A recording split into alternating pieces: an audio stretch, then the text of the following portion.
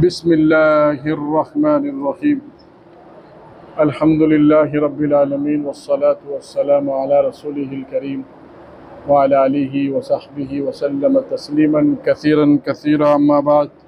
शुरू अल्लाह के नाम से जो बड़ा मेहरबान निहायत रहम वाला है। आज 24वां पारा पढ़ा गया है सूरह ज़ुमर। इसमें जो है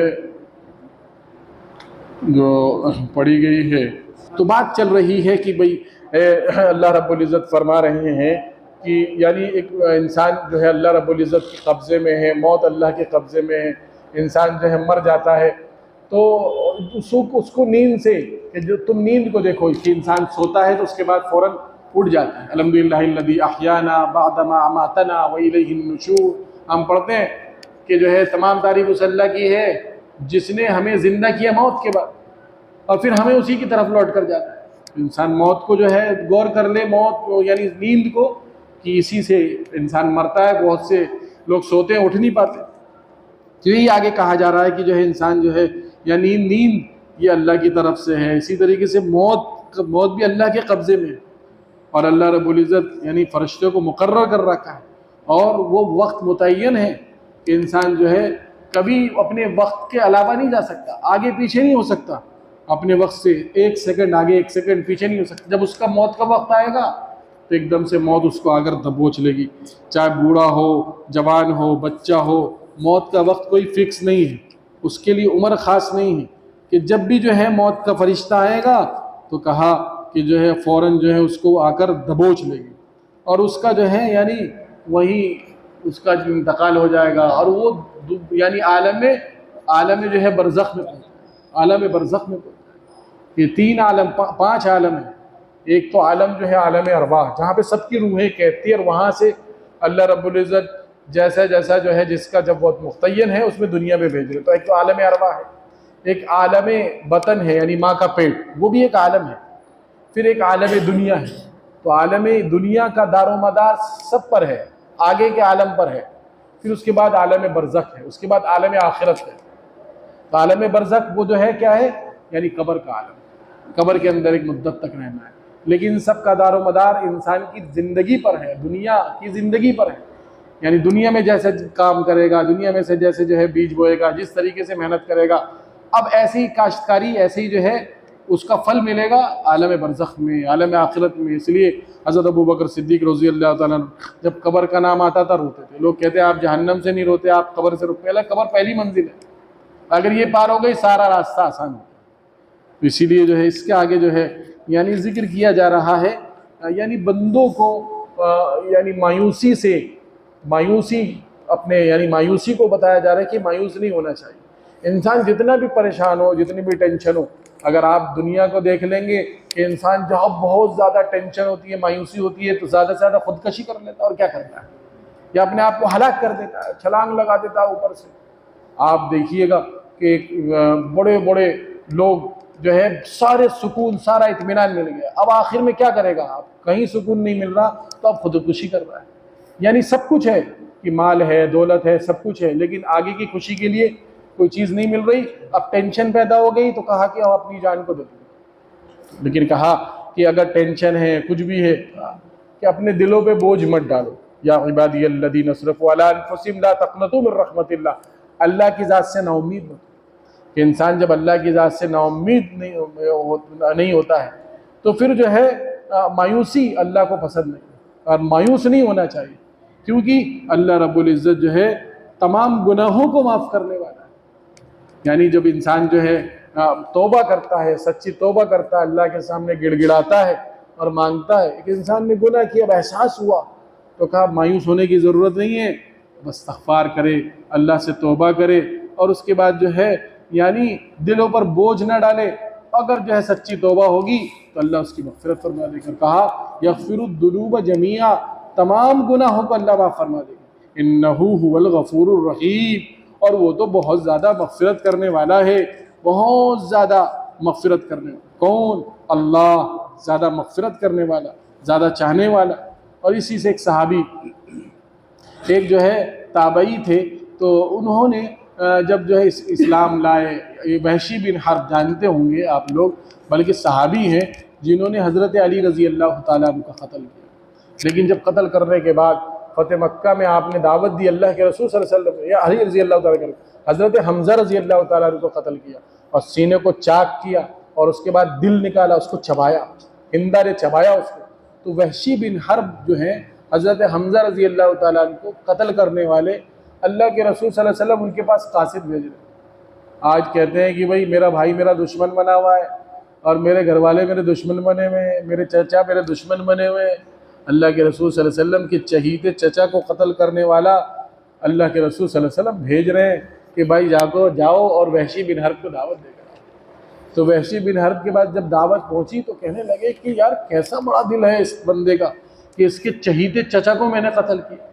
जब आपको कत्ल किया गया तो अल्लाह के रसूल सल्लल्लाहु अलैहि वसल्लम इतने रोए कि उस वक्त अल्लाह के रसूल उससे बड़ा कोई गम नहीं था हज़रत हमज़ा के इंतकाल से बढ़कर। आज हमज़ा का कोई रोने वाला नहीं है। ये कैफियत अल्लाह के रसूल की। और उस शख्स का कत्ल करने वाला और उस शख्स को अल्लाह के रसूल दावत देने भेजे। कितना बड़ा दिल था बताओ। उम्मत की फ़िक्र, उम्मत का कुड़न, उम्मत का दर्द। एक एक उम्मती आपके लिए कितना कीमती था। आप भेजें दावत के लिए। जब दावत के लिए गए तो कहा क्या मेरी मग़फ़िरत हो सकती है? तो ये आयत नाजिल हुई। बहुत सारी शान नुज़ूल होती हैं, एक एक आयत में बहुत से वाक़यात हो जाते हैं। तो उस वक्त आयत नाजिल हुई कि मेरे बंदे दिलों पे बोझ मत डालो। अल्लाह रब्बुल इज़्ज़त तो जो है यानी नाउम्मीदी तो कुफ्र है। और अगर तुम जो है अल्लाह से मग़फ़िरत तलब करोगे तो अल्लाह तमाम गुनाहों को माफ़ कर देंगे। और इन्नहु हुवल गफ़ूरुर रहीम, और अल्लाह तो बहुत मग़फ़िरत करेगा। तो जब इस्लाम लिया है तो अल्लाह के रसूल सल्लल्लाहु अलैहि वसल्लम ने फरमाया, देखो भाई वैशी तुम तो जो है यानी इस्लाम ले आए हो, लेकिन तुम मेरे सामने ज़्यादा मत आया करो, क्योंकि मुझे तुम्हें देखकर मेरे चचा की याद आ जाती है। कहीं ऐसा ना हो मेरे ज़बान से बद्दुआ निकल। तो फिर जो है वहशी बिन हर्ब बहुत कम और बहुत बड़ा काम किया। आगे चलकर इतना बड़ा काम किया कि पूरा मैदान फतेह करके दिखा दिया। तो इसलिए ये असल चीज़ है कि अल्लाह के रसूल सल्लल्लाहु अलैहि वसल्लम नबी सिफ़त थी कि दुश्मन को भी अपना बनाकर छोड़ देते थे। कि दुश्मन है उसको अपना बनाकर छोड़ दिया, ऐसे अमाल किए उसके साथ और ऐसा उसके साथ बिहेव किया कि जो है उसको अपना बना दिया। उसके बाद जो है आगे चलकर जो है जिक्र किया जा रहा है यानी उसके बारे में हज़रत उस आपका जो है यानी वो नुफ़िख़ फ़िस्सूर, यानी हज़रत इसराफ़ील अलैहिस्सलाम जो सूर फूकेंगे, सूर फूका जाएगा। हज़रत इसराफ़ील अलैहिस्सलाम सूर फूकेंगे कि कहा कि जो है सूर उनसे यानी फरिश्ते तो एकदम से ऐसा सूर फूका जाएगा कि सब के सब ख़त्म हो जाएंगे, सब के सब मर जाएंगे, ऐसा सूर होगा। और वो कैसा कि जो है एक आवाज़, एक ऐसी आवाज़ कि आसमान में और इसी तरीके से ज़मीन में कि जो है जिसको अल्लाह चाहेगा और सब ख़त्म हो जाएगा।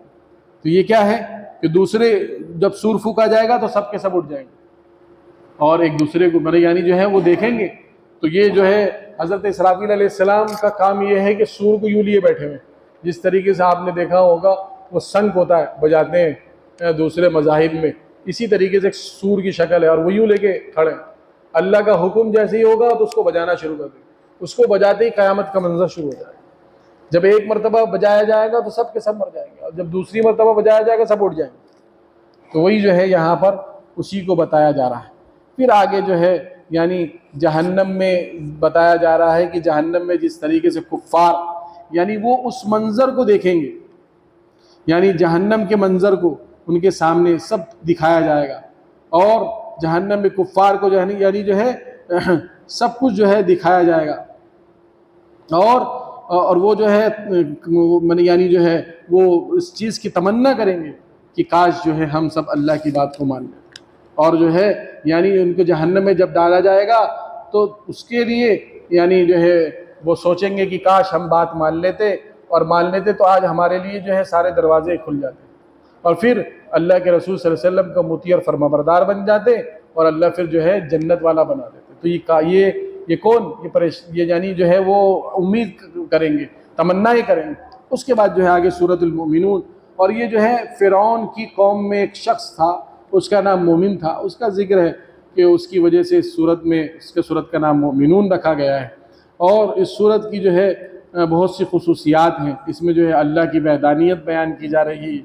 इसी तरीके से जिन लोगों ने नूह अलैहिस्सलाम को का झुटलाया और उनके ऊपर जो अजाब आया उसके बारे में भी बताया जा रहा है। फिर आगे चल के एक चीज़ का जिक्र किया जा रहा है कि जिस तरीके से कि जो अल्लाह रब्बुल इज़्ज़त ने यानी दुनिया में आने का सवाल, दुनिया में जो है आने का सवाल किया जा रहा है कि यानी दुनिया में पूछा जाएगा कि तुमने जो है यानी दुनिया में कितने दिन, आखिरत में पूछा जाएगा कि दुनिया में तुमने कितने दिन गुजारे। तो और जो है उनसे सवाल किया जाएगा और वो जो है उस सवाल का जवाब उनको देना पड़ेगा। क्यों? क्योंकि जो है उन्होंने दुनिया में जो है जो अमाल किए हैं जिस उस अमाल का बदले का जवाब। और जब अल्लाह उनसे पूछेंगे कि तुमने दुनिया में क्या क्या अमाल किए हैं और आखिरत के लिए क्या किया है, इसका सवाल इनसे किया जाएगा। इसी तरीके से आगे जो है यानी मूसा अलैहिस्सलाम के मौजिज़ात के बारे में बताया जा रहा है कि मूसा अलैहिस्सलाम को जो दलाइल से और जो है मौजिज़े दिए गए थे, ताकि जो है यानी यद बैज़ा दिया गया था, इसी तरीके से आसा दिया गया था, तो उसके ज़रिए से हज़रत मूसा अलैहिस्सलाम ने बड़े बड़े जो है फ़िरौन और जो उस ज़माने के बड़े बड़े जो है जाबिराना ताकत जो रखते थे वो उस ताकत के सामने हेज थे, क्योंकि वो हकीकत थी, जादू नहीं था और वो हकीकत थी। तो मूसा अलैहिस्सलाम ने दलाइल देकर फ़िरौन को जो है समझाने की कोशिश की और दलाइल दिया। और ये सब जो है यानी अल्लाह की तरफ से, ये सब क्या है, किसकी तरफ से? अल्लाह की तरफ से आता है। क्योंकि इंसान के अंदर ताकत नहीं है कि इंसान जो है अपनी तरफ से कोई मौजिज़ात दिखाए। अल्लाह जब दिखाना चाहते हैं तो फिर मौजिज़ात दिखाते हैं। वही मौजिज़े तो नबियों के साथ ख़ास है। हाँ, करामात हो सकती है बुज़ुर्गों के ज़रिए से, लेकिन मौजिज़ात वो तो नबियों के साथ ख़ास है। फिर आगे जो है यहाँ पर जिक्र किया जा रहा है कि यानी जो है नुसरत करने के बारे में, कि जो है यानी जो लोग नबियों की मदद करते हैं और नबूवत वाले काम की मदद करते हैं और ईमान लाते हैं दुनिया की ज़िंदगी में, तो अल्लाह रब्बुल इज़्ज़त उनके लिए क्या करते हैं? उनके लिए उनकी नेमतों में बरकत अता फरमाते हैं। नेमत में तो जिस तरीके से अल्लाह के रसूल सल्लल्लाहु अलैहि वसल्लम के ज़माने में सहाबा की मददें हुई, सहाबा के उनकी नुसरतें हुई। नुसरत का माने यानी उनको काम करने के लिए तरीक़ा कार फराहम किया, उनको जो है लोगों के पास उनके साथ गए और उनके काम में शामिल हो गए। जो काम नबी करते थे वो काम जो है नबी अल्लाह के रसूल के सहाबा करने लगे, तो वही मदद है।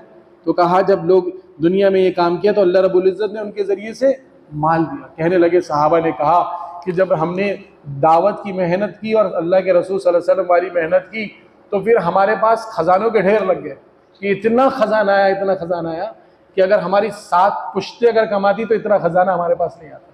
तो सहाबा डरने लगे और रोने लगे कि कहीं ऐसा तो नहीं है कि जो है इसकी वजह से हमें जो है अल्लाह रब्बुल इज़्ज़त पकड़ फरमा लें और हम जो है पकड़ का बाइस बन जाए और हम जो है यानी अल्लाह रब्बुल इज़्ज़त दुनिया में ही हमें सारा अजर देंगे और आखिरत में कुछ ना मिले।